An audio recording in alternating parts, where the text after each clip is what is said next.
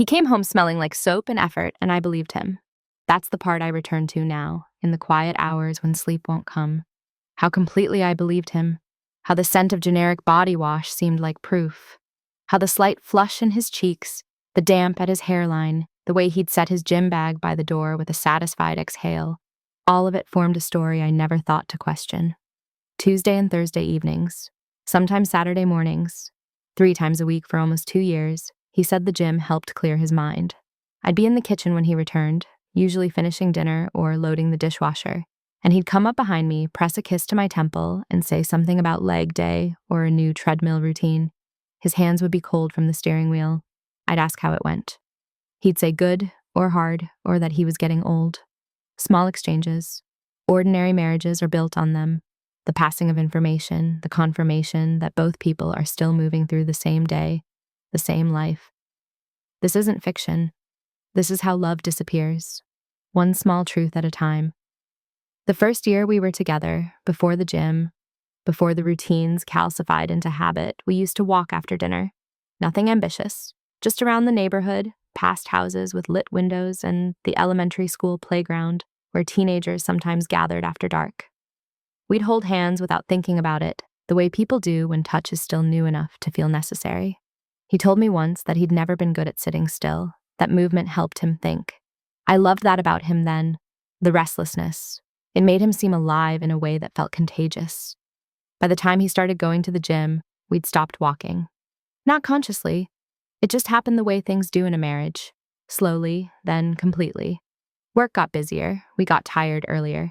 The couch became easier than the sidewalk. When he suggested the gym membership, I encouraged it. I thought it was healthy. I thought it meant he was taking care of himself. I thought a lot of things that turned out to be true, in shape but not in substance. He went on a Tuesday for the first time. I remember because it was trash night and I'd forgotten to put the bins out, and when he came home, he did it for me without being asked. He seemed lighter, present. I made a joke about endorphins. He smiled and said maybe. Later, lying in bed, his leg draped over mine in that unconscious way bodies learn each other, I felt grateful. Grateful that he was moving again. Grateful that he'd found something. I didn't know then that this would be the last year I slept without listening for sounds that didn't belong. The house we lived in was small but sufficient.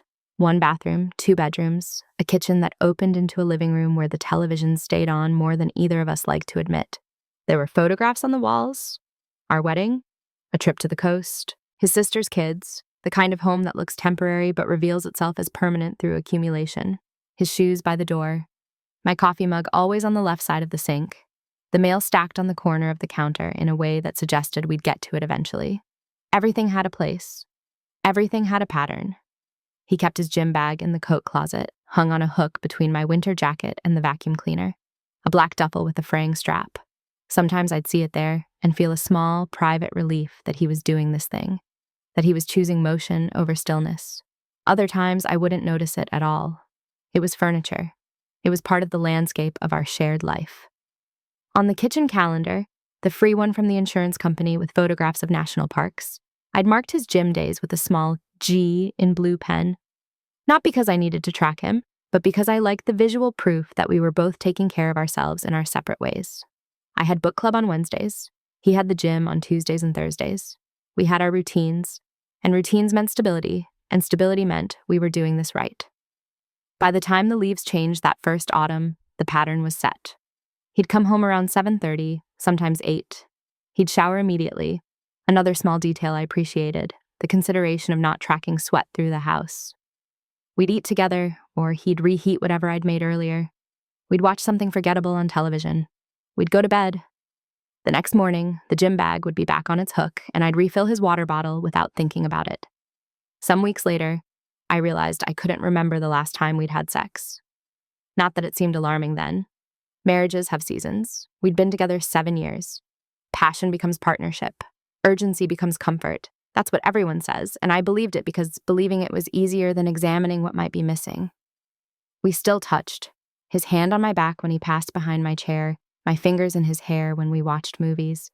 But the touching had become language for something else. Not desire, confirmation. I'm still here, are you? He was, I thought, just tired, just busy, just working through whatever men work through when they grow quieter and their smiles start arriving a half second late. The gym, I told myself, was good for him. It was good for us. The fracture appeared on a Thursday in February. I was looking for stamps. We'd gotten a wedding invitation from his cousin, and I wanted to send the RSVP before I forgot, the way I always forgot these things. The junk drawer in the kitchen yielded pens, batteries, expired coupons, rubber bands, stretched thin and brittle, but no stamps. I tried the desk in the bedroom, the small one tucked in the corner where we kept files we never looked at and chargers for devices we'd probably thrown away. That's where I found the statement. It wasn't hidden. That's important. It was just there, mixed in with credit card offers and a bill from the electric company. The gym. A membership renewal notice dated 4 months prior, the kind of automated letter businesses send to remind you to update your payment information before your account expires. I almost threw it away. It seemed like junk mail. But something about the date caught me. I looked closer. Your membership ended August 15th. February. It was February. I stood there holding the paper, my mind doing slow, stupid math. August to February, 6 months. He'd been going to the gym 3 times a week for 6 months after his membership ended. My first thought wasn't suspicion. It was confusion, embarrassment even, like I'd stumbled onto something private, a bill he'd forgotten to pay, a lapse that would make him feel bad if I mentioned it. I told myself there was an explanation. Maybe he'd switched gyms and forgotten to cancel the old membership. Maybe he was paying month to month in cash now. Maybe the statement was old, misfiled, irrelevant. I put it back in the drawer. But that night, when he came home at 7:45, smelling like soap and saying something about a good run, I looked at him differently. Not with accusation, just with a question I couldn't ask yet. His hair was damp, his cheeks were flushed, he kissed my temple the way he always did. Everything looked exactly as it should. I smiled. I asked how it went. He said good, said he'd pushed himself, said he was starving. I heated up the lasagna. Time began to blur after that. Not in the way it does when you're happy, but in the way it does when you're watching something unfold that you can't yet name. Days passed with excruciating normalcy. He still went to the gym. I still marked the calendar. But now the small G in blue pen looked different. It looked like evidence. I started noticing things I'd trained myself not to see. The way he checked his phone before leaving. Not obviously. Just a quick glance, the screen lit for half a second before he'd pocket it and grab his keys. The way he sometimes came home later than usual. 8:15, 8:30. And the apology would be casual, easy. Got talking to a guy about protein powder. Or couldn't find parking. The way he never smelled like sweat anymore. Only soap. Always soap. I looked for the gym bag one afternoon when he was at work. I don't know what I expected to find. Maybe a receipt from somewhere else. Maybe a different explanation. But the bag held exactly what it should. A towel, a water bottle, a wrinkled t-shirt, deodorant. Everything necessary for someone who actually went to the gym. I called the gym 3 weeks later. I didn't plan to. It just happened. I was in the car, waiting for an oil change at the shop, 2 blocks from our house, and I had 45 minutes and a phone in my hand and a knot in my stomach that hadn't loosened since I found the statement. The receptionist sounded young and friendly. I said I wanted to renew my husband's membership. I gave his name. There was typing, a pause. I'm sorry, it looks like that membership ended last August. Would you like to restart it? I said no. I said I must have been confused. I said thank you and hung up before she could ask anything else. The garage smelled like motor oil and burnt coffee. A television mounted in the corner was showing a basketball game with the sound off. I sat there in the waiting area in an orange plastic chair that was bolted to the floor, and I understood that everything I'd been trying not to know was true. He hadn't been going to the gym. For 6 months, 3 times a week, he'd been going somewhere else. I didn't confront him that night. Or the next. Confrontation requires certainty, and I wasn't certain of anything except that the story I'd been living in no longer matched the facts. Instead, I watched. I waited. I looked for patterns in the way he moved through the house, the way he spoke, the way he touched me or didn't. He seemed the same. That was the worst part. He was still kind, still asked about my day, still remembered to pick up milk when we ran out. Still kissed me goodbye in the morning, With the distracted affection of someone who's done it so many times, the gesture has become automatic. But I started seeing the performance underneath. The way he'd preemptively mentioned the gym before I could ask where he was going. The way he'd gotten better at timing, leaving exactly when he said he would, returning within a predictable window. The way he'd learned to manage my expectations so well that I'd stopped having any. One Thursday, his gym night, I drove past the gym on my way home from the grocery store. I didn't plan it. Or maybe I did. In the way we plan things we pretend are accidents. His car wasn't there. I circled the parking lot once, slowly, looking for the silver sedan with the dent in the bumper he'd gotten last winter. Nothing. I went home. I put the groceries away. When he came home an hour later, I was sitting at the kitchen table with a cup of tea that had gone cold. "Good workout?" I asked. "Yeah," he said. "Really good." The refrigerator hummed. The clock above the stove ticked. He hung his keys on the hook by the door, set his bag down, and walked toward the shower like he'd done it 1,000 times before.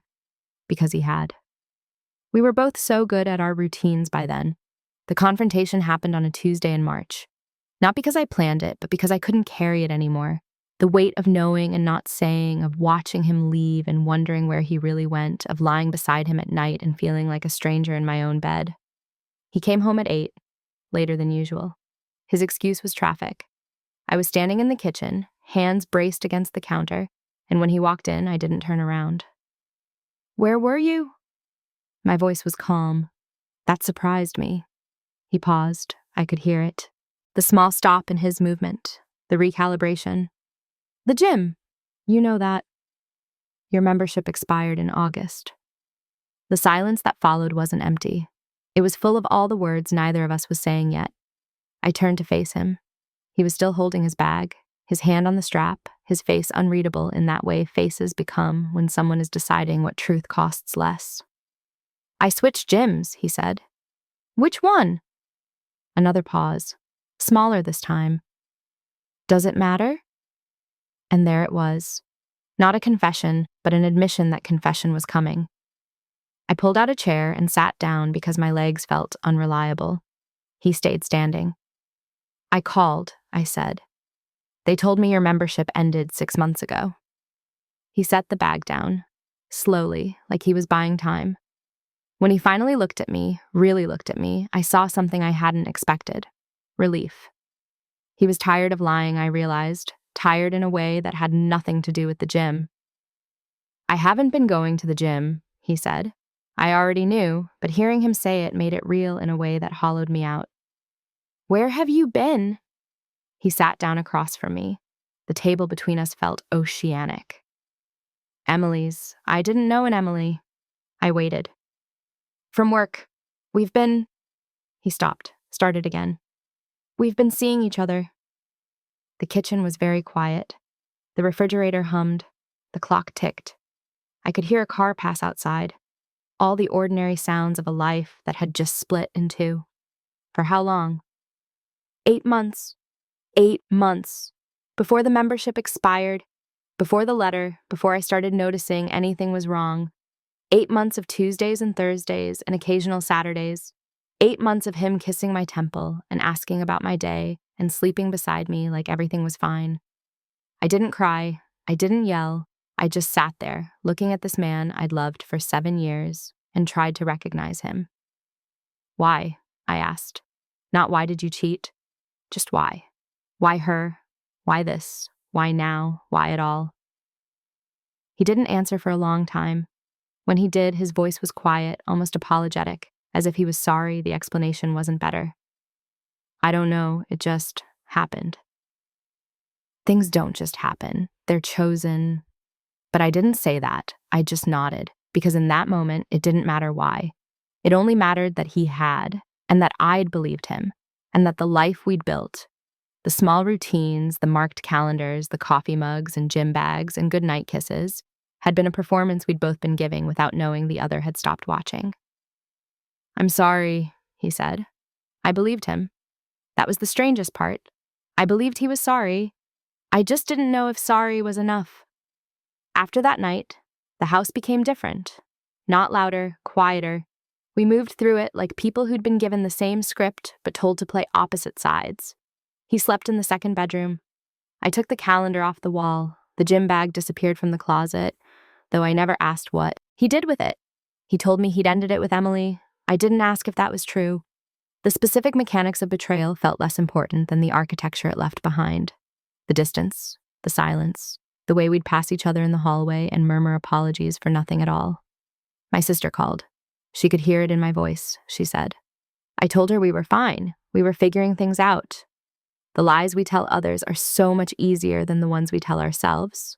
Some nights I'd wake up at 2 or 3 in the morning and lie there in the dark, replaying every Tuesday and Thursday for the past 8 months, looking for signs I'd missed. The way he'd seemed lighter after his workouts, the way he'd smiled at his phone, the way he'd sometimes touched me with a kind of guilty tenderness that I'd mistaken for love. I wondered if Emily knew about me. I wondered if he'd told her the same things he'd told me, that the gym helped clear his mind, that he just needed space to think. I wondered if she'd believed him the way I had, if she'd marked her calendar too, if she'd noticed when the performance stopped matching the script. Mostly, I wondered when I'd stopped being enough. By the time spring came, we'd settled into a new routine. Separate. Polite. We still shared the house, but divided it into territories. He had the second bedroom and the living room after 9. I had the kitchen and the porch in the mornings. We communicated through notes left on the counter and texts about groceries and bills. The mail still piled up. I still made coffee. He still left his shoes by the door. We were roommates pretending to be married, or maybe married people pretending to be strangers. It was hard to tell anymore. Therapy was suggested, by him, actually. I went to 2 sessions alone and stopped. The therapist wanted to talk about communication, about rebuilding trust, about whether the relationship was worth saving. But I couldn't answer that, because the relationship I thought I had didn't exist anymore, and the one that did, the one built on lies and soap-scented alibis, wasn't something I knew how to save. I started walking again, alone this time, the same routes we used to take together, past the houses with lit windows and the elementary school playground. Spring had made everything green and insistent. Flowers I didn't know the names of pushed up through sidewalk cracks. The world kept insisting on beauty, even when I couldn't feel it. One evening in April, I ran into our neighbor, Mrs. Chen, who'd lived 2 doors down since before we moved in. She asked how I was, and I said fine, and she gave me the kind of look that said she knew I was lying but loved me enough not to press. Marriage is long, she said, just that. Then she touched my arm and walked on. I stood there on the sidewalk as the light faded, and I thought about how true that was, how long marriage is, how it outlasts the moments that break it, how you can be furious and heartbroken and still have to figure out what to do with the joint bank account and whose name stays on the lease. The reckoning came slowly, without announcement. I started remembering things differently. Moments I'd thought were sweet now revealed themselves as lies. The anniversary dinner where he'd been checking his phone under the table. The weekend trip we'd canceled because he said he had too much work. The morning I'd woken up early and found him already awake, staring at the ceiling with an expression I'd mistaken for contentment. He hadn't been content. He'd been somewhere else, with someone else. I thought about forgiveness the way you think about a word you've heard but never used, with curiosity and distance and no real sense of whether you're capable of it. People said I should forgive him. For myself, they said, so I could move on. But forgiveness felt like permission, and I wasn't sure he'd earned it, or that I had the strength to give it. I thought about love too, whether it ends all at once or in pieces, whether you can love someone and not trust them, whether the man I'd married and the man who'd lied to me for 8 months were the same person, or if one had replaced the other somewhere along the way. In some moment I'd missed while I was putting away groceries, or marking the calendar, or believing the scent of soap was proof of anything but his ability to perform. By summer, we were talking about separation. Not divorce yet, just space. A chance to figure out what we wanted individually before deciding what we wanted together. It was a script, I realized. We were following the same pattern everyone follows when love breaks. The stages, the steps, the socially acceptable way to dismantle a life you built with someone else. He moved out in July, a small apartment across town. We split the furniture the way that you'd split anything you once believed was permanent. He took the coffee maker. I kept the mugs. Ridiculous. The things that matter at the end. The night he left, I stood in the living room and looked at the empty spaces where his things had been, the gap where the bookshelf stood, the lighter square on the wall where we'd hung his father's painting. The house felt larger and quieter and somehow more honest. I slept well for the first time in months. A year passed, then another. We signed papers, divided what was left to divide. The divorce was finalized on a Tuesday. Fitting, I thought, that it happened on one of his old gym days. I didn't tell anyone the date. I just let it pass, the way you let most endings pass, quietly, with a sense of inevitability and relief. I still live in the same house. I thought about moving, but inertia is powerful, and besides, I'd already rebuilt everything inside it. New furniture, new routines, new ways of being alone that didn't feel like punishment. I took the calendar off the wall and never put up another one. Sometimes I see him around town. We're civil. We ask the safe questions. How's work? How's your family? Are you well? We don't ask the real ones. I don't know if he's with Emily. I don't know if he ever thinks about those Tuesday and Thursday nights, the elaborate scaffolding of lies he built to protect something that was always going to collapse. I don't hate him. That's what surprises me most. I thought I would. Thought anger would be easier than this strange, muted understanding that we were both just people trying to survive our own loneliness in the ways we knew how. He chose deception. I chose belief. Neither of us chose well. On Tuesdays now, I go to a pottery class at the community center. It's not the same as the gym, obviously, but it's mine. I'm not very good at it yet. My bowls are lopsided, my vases collapse. But there's something honest about working with clay. It doesn't pretend to be anything other than what it is. And when you ruin it, you can start over. Not with the same piece. That's gone, but with new clay, new hands, new patience. Last week, the instructor told me I was improving, said she could see it in how I centered the clay now, how I'd learned to apply pressure without forcing it. I thanked her and thought about how strange it was that you can learn to be gentle with things after you've learned what breaks them. I thought about him too, the way I sometimes still do late at night when the house is quiet. I thought about whether he ever tells the truth now, or if lying became a habit he couldn't unlearn. I thought about Emily, whether she got the version of him that was honest or just a better rehearsed performance. I thought about all the ordinary lies people tell to protect themselves from their own choices. Mostly, though, I thought about the woman I was when I believed him, the one who made dinner and marked the calendar and thought soap was proof. I don't recognize her anymore. She was someone who needed things to make sense, who needed routines to feel like safety, who needed love to be simpler than it is. I'm not her now, I'm someone else. Someone who trusts differently, someone who knows that the gym is never just the gym, that love is never just love, that the stories we tell ourselves are the most dangerous kind. The leaves are changing again now. Another autumn, another season of things letting go. I'm sitting on the porch with coffee, my mug, the one I kept, and watching the neighborhood wake up. A man jogs past with his dog. A couple walks by pushing a stroller. Ordinary lives unfolding in ordinary ways. I don't know if I'll ever trust anyone the way I trusted him. I don't know if that's something I want or something I've outgrown.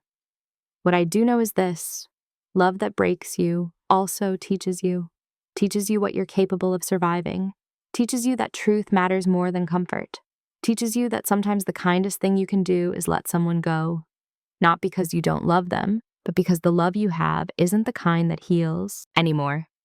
He said the gym helped clear his mind, and maybe, in a way, it did. Maybe the lie gave him space to become whoever he needed to be, even if it meant unbecoming the person I thought he was. I hope he's happy now. I mean that. Not because I've forgiven him.